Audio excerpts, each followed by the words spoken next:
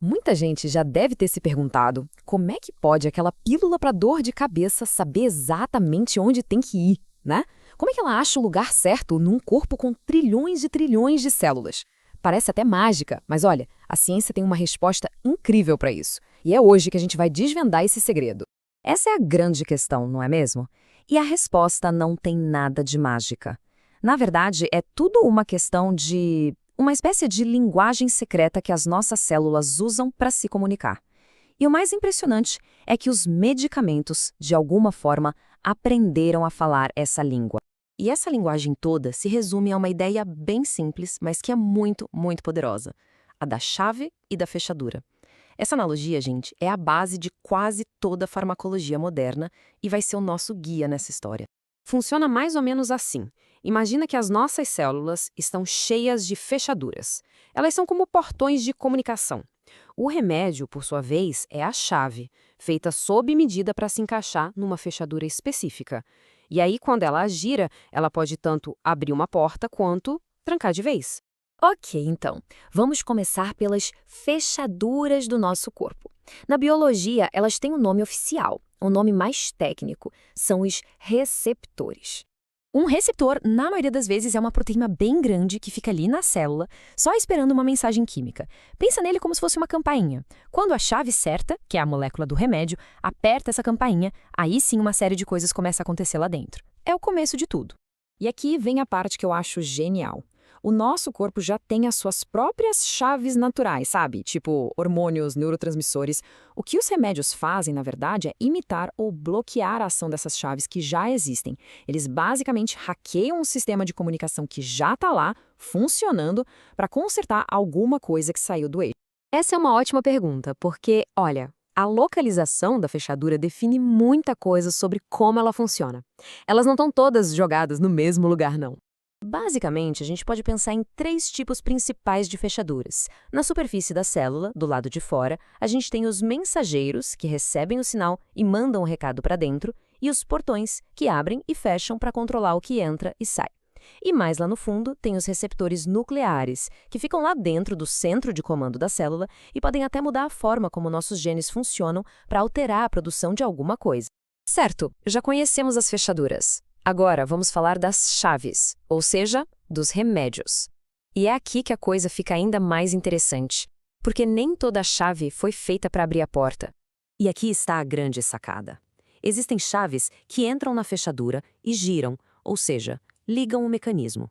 Mas também existem chaves que entram, se encaixam direitinho e ficam lá, presas, de propósito. Elas fazem isso só para impedir que qualquer outra chave consiga entrar. Elas são as bloqueadoras. A ciência dá um nome para essas chaves: agonistas e antagonistas. Para ficar fácil, pensa assim: o agonista é o ativador. Ele imita a chave natural do corpo e liga o sistema. Já o antagonista é o bloqueador. Ele senta no trono só para impedir que o verdadeiro rei, que é a molécula natural do nosso corpo, consiga sentar ali e dar as ordens. Um exemplo prático de um agonista para a gente entender: remédios beta-adrenérgicos. Eles funcionam como uma chave que liga receptores para, por exemplo, fazer um músculo se contrair. É como se fosse pisar um acelerador do corpo. E agora, o oposto perfeito, os beta-bloqueadores, super comuns para quem tem pressão alta. Eles se encaixam na mesma fechadura, só que em vez de girar a chave, eles a emperram. E o resultado? O coração desacelera. É a mesma fechadura, mas duas chaves com efeitos totalmente diferentes. Mas espera um pouco, porque tem mais uma estratégia genial nessa história. E se, em vez de mexer com a fechadura, o remédio decidisse ir direto na fonte e sabotar a fábrica que produz as chaves? Esse mecanismo se chama inibição enzimática. As enzimas são como os operários da nossa fábrica biológica, sabe? Elas que montam as chaves. O remédio inibidor chega e basicamente desliga a máquina ou distrai o operário.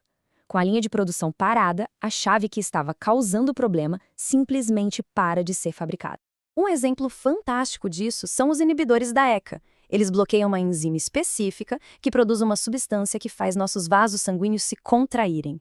Se a enzima é bloqueada, menos dessa substância é produzida, os vasos relaxam e pronto, a pressão arterial diminui. É ou não é genial? Então, quando a gente junta todas essas peças, fica muito claro que a farmacologia é uma arte de precisão. É uma busca que não para nunca pela chave perfeita para a fechadura certa. Então, só para a gente recapitular e não esquecer mais. Nosso corpo tem fechaduras, os receptores. Os remédios são chaves que podem ligar o sistema, os agonistas, ou bloquear os antagonistas. E como um plano C, alguns remédios simplesmente fecham a fábrica de chaves. São os inibidores de enzimas. E por que isso tudo importa tanto? Porque o futuro inteiro da medicina, de um analgésico simples até tratamentos revolucionários contra o câncer, depende exatamente disso, de conseguir desenhar a chave molecular perfeita para atacar um alvo específico e só ele. E isso tudo leva a gente a uma reflexão final, né? A cada dia que passa, a ciência mapeia mais e mais fechaduras no nosso corpo. A grande pergunta agora é: e se fosse possível desenhar uma chave perfeita para cada doença que existe? O que a gente seria capaz de curar? O potencial é simplesmente inimaginável.